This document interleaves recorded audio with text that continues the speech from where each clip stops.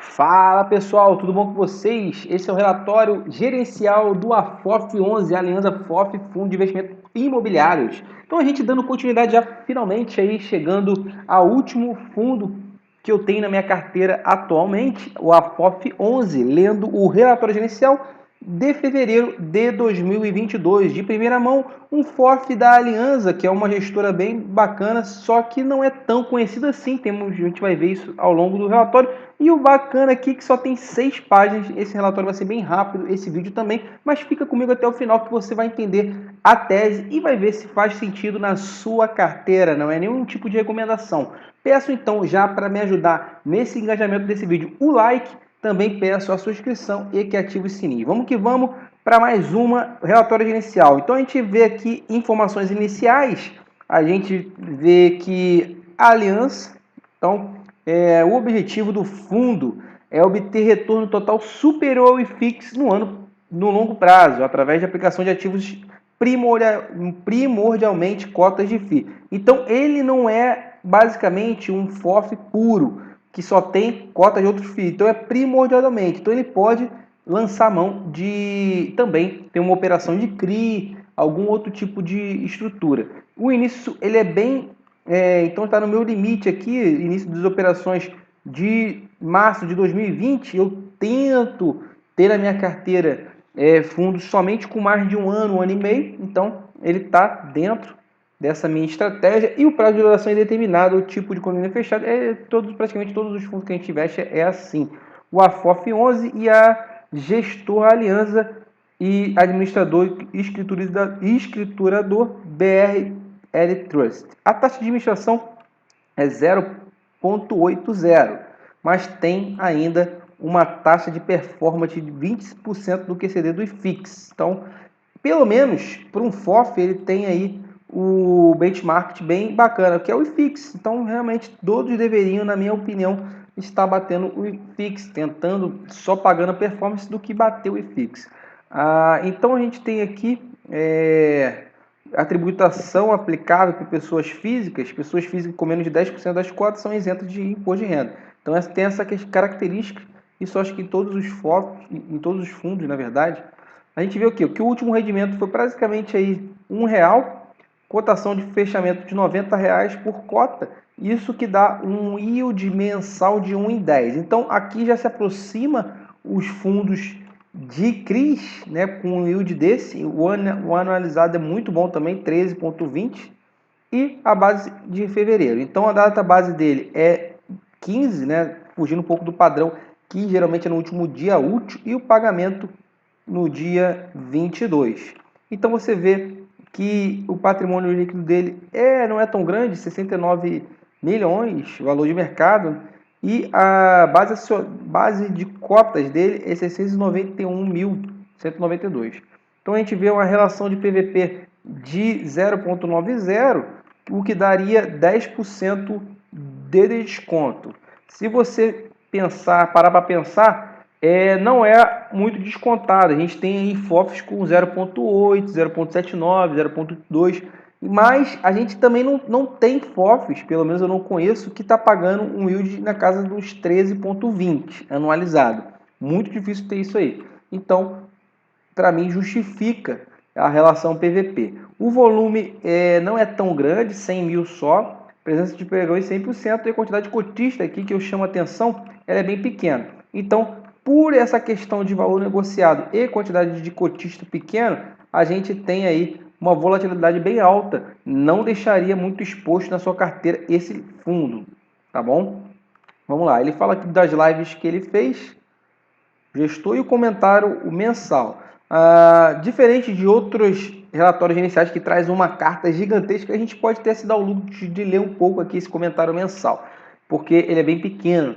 Então, o fundo anunciou distribuição de R$1 praticamente para o cotista, e ele fala aqui que o lucro caixa nesse período foi produzido praticamente exclusivamente a partir de rendimento de fundos investido pelo AFOF, recebidos durante o mês. Então, isso dá uma previsibilidade de que esse dividend yield não é camuflado com ganho de capital, é um ganho recorrente, tá bom? Estes rendimentos derivam de uma carteira construída ao longo dos últimos meses, sobre o qual a grande maioria das posições já contribui com proventos mensais ao fundo. Cerca de 52% dessa carteira está posicionada em excelentes fundos de crédito, o que contribui com elevados rendimentos e risco controlado para o portfólio. O crédito seria mais fundo de papel. E 14% laje corporativa, 11% logístico, e já o caixa fechou em 2,5, redução de 7,7 pontos em relação ao apurado no fechamento do mês anterior. Então, a gente vê que ele vem reduzindo o caixa conforme vai adquirindo, né, o portfólio, os fundos. Já na visão de competência, o fundo observa variação contábil negativa de 0,6, enquanto o IFIX variou negativamente 1,3. Então ele fala que, embora teve uma variação contábil negativa, muito próximo do 0 a 0, o IFIX já foi 1,3. Desta forma, a Fox obteve o retorno superior a 0,7 pontos percentuais frente ao IFIX no mês, 9,5 desde o IPO e 28 desde o seu início. Histórico de rendimento, a gente viu que ele começa rendendo 0,60, vai subindo gradativamente. Ele tenta dar uma estabilizada aqui no 0,80, ficou por 4 meses e agora já dá uma estabilizada aí na 0,96, 1. Eu creio que ele vai continuar pagando esse 1. Mesmo que ele tenha um caixa, um lucro muito grande, ele vai deixar de repente para dar uma bombada mais no último mês do semestre. Então você vê aqui que aqui a gente tem o rendimento de FII líquido de despesa, que é o verde, amarelo, rendimento de FIIs extraordinário e ganho de capital de azul. Tá bom? Então a gente vê que em julho foi praticamente tudo ganho de capital e depois foi adquirindo os FIIs e começa essa banda verde tomar praticamente todo o portfólio no mês de novembro e agora no mês de fevereiro. E a gente tem aqui um lucro em janeiro bem absurdo. A gente vê aqui uma reserva de R$ 2,31. Na verdade não é reserva, ele teve um lucro de janeiro de R$ 2,31, o que é absurdo. Muito grande, claro que ele não distribuiu tudo. Então, quanto à carteira, foi um mês com poucas movimentações, tá bom? Então, isso é bom. A gente não tem aquele gira-gira toda hora. Então, algumas posições do segmento de crédito lá de corporativa, como de buscar mais ganho de capital no médio prazo. Seguir os movimentos realizados durante o mês de janeiro, onde foi negociado 20 milhões, ou 33% do patrimônio líquido. Analisando o nível de preço do FOF, está sendo negociado no mercado secundário com relação ao PVP de 0,9. Seguindo, considerando esse patamar extremamente distorcido. Ele faz uma conta aqui, digamos que 0,90 é o PVP, multiplicado pelo duplo desconto. O desconto em médio dos FOFs da sua carteira de 0,93 daria um desconto de 0,83. Isso é a maneira como ele vende o peixe, mas eu poderia considerar mais aqui a questão do 0,90, porque todos os FOFs estão descontados. Isso aí entra na contabilidade dos cotistas, dos investidores. Então, ele fala esse 0,83, ou seja, 17% de desconto, mas eu deixaria só esses 10% tá de bom tamanho. Então, ou seja, é descontado sim, mas não é tão descontado que nem os outros. O cenário segue desafiador à frente, especialmente considerando maior volatilidade esperada para este ano, mas acreditando no nível de preços atuais, aliado às qualidades das gestões de carteira de fundo, nos deixa confiantes sobre a ótica fundamentalista. Isso que é bacana. O posicionamento do fundo é bastante saudável e defensivo em relação às recentes movimentações do mercado de FIIs, inflação e juros. E entendemos que não dependemos de grande crescimento econômico no país para entregar bons resultados com este portfólio, apesar de acreditar que possa haver surpresas positivas. Então, é muito bacana a visão da gestão, bem realista, pé no chão. E aqui ele faz essa diferença de fluxo de caixa e regime de competência. Então, a gente vê aqui que no primeiro semestre de 2022, a gente teve um caixa bem bacana e despesas controladas. O resultado líquido aqui, 3 em 1, e 0,89 de competência, tá bom? Então, os FOFs, ele realmente tem esse problema de o regime de competência ser bem diferenciado do regime de caixa. E se fosse para frente aquele questionamento da CVM, realmente os FOFs seriam os que mais assim sofreriam. E aqui ele faz uma cotação do mercado versus valor patrimonial. Você vê aqui, isso aqui é bacana, não tem todos os relatórios de rendicidade de todos os fundos que tem isso, deveria ter, que é o seguinte, aqui você tem o valor, tá, da cota e aqui o PVP. Então você vê, geralmente quando o PVP, aqui a gente vê que é o seguinte, pessoal, o valor da cota, valor patrimonial sobre a cota, ele é o cinza. Você vê que não varia muito, porque geralmente o FOF ele não varia muito o PVP.